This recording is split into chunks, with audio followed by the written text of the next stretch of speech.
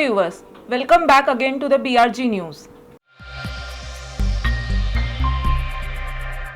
G20 Summit 2020 will be held virtually on November 21 and 22, says Saudi Arabia. The theme for summit is realizing opportunities of 21st century for all and chaired by Saudi Arabia's King Salman.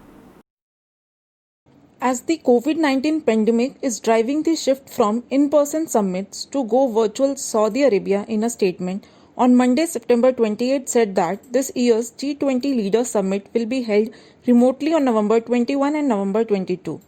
The Gulf nation took over the rotating G20 presidency in 2020 and announced the theme for the summit as realizing opportunities of the 21st century for all, chaired by Saudi Arabia's King Salman.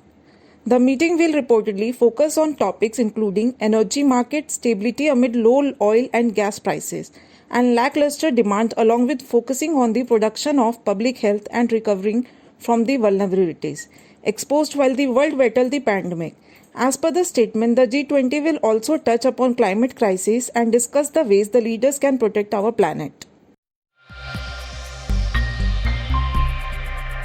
Rafael Nadal began his quest for historic 13th French Open title with a win in round 1. Rafael Nadal began his quest for a historic 13th French Open title with a win in the round 1 match against Belarus' Jeremesev on Monday. The two battled it out at the Philippe Chatrier Court in Paris after the completion of Serena Williams' K&N French Open 2020 round 1 match. Although Nadal won round 1 in style, Nadal's French Open 2020 draw gets tougher after the initial rounds. At the French Open 2020, Rafael is expected to meet the winner of the SD's M. McDonnell matchup in round 2. In round 3, he is expected to play either Kei Nishikori or S. Travaglio. His first real test at the French Open 2020 is predicted to be his round 4 match against Italian 14th seed Fabio Fognini.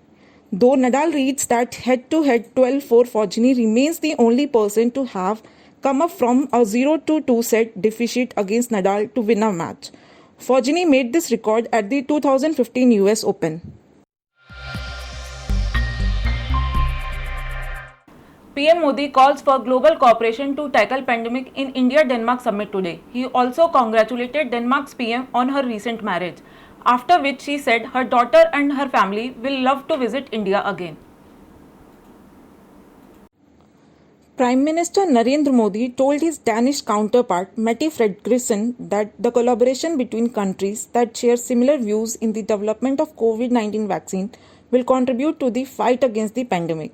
While speaking at the India-Denmark virtual bilateral summit on the sidelines of United Nations General Assembly 75th anniversary gathering, PM Modi reiterated the friendship that India shares with Denmark, along with India's contribution in the global response to COVID-19 pandemic. From congratulating Danish PM on her recent wedding to recalling the very productive meeting both leaders held a few months back, PM Modi talked about how they are giving a fresh direction to the shared intentions with the virtual summit. He also talked about how the capability of India's pharmaceutical companies has been helpful for the world during the COVID-19 crisis, and that similar effort is continuing in the development of a vaccine. Danish PM also accepted PM Modi's wishes and said that her daughter and her family will love to visit India again. Before going any further, let's take a break.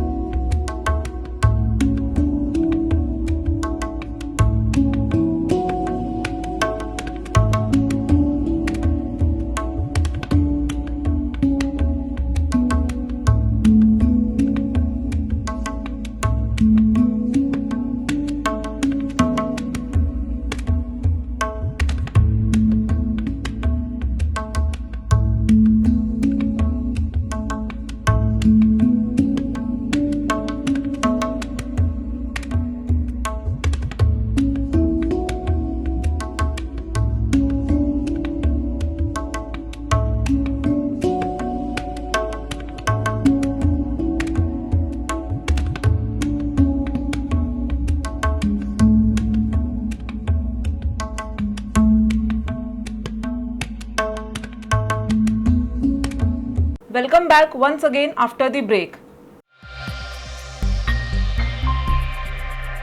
After the accusation of sexual assault on director Anurag Kashyap, Payal Ghosh met Governor of Maharashtra for justice.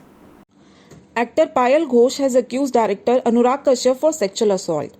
She has filed case against him in the Versova police station of Mumbai.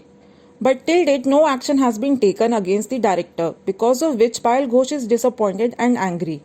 Yesterday, she met the RPI leader Ramdas Athavale, and after the meeting, they held a press conference, in which she said, "My career is at stake. I have not cared about my career and has spoken the truth. I just want to say what happened with me. I don't want that to happen with anyone else."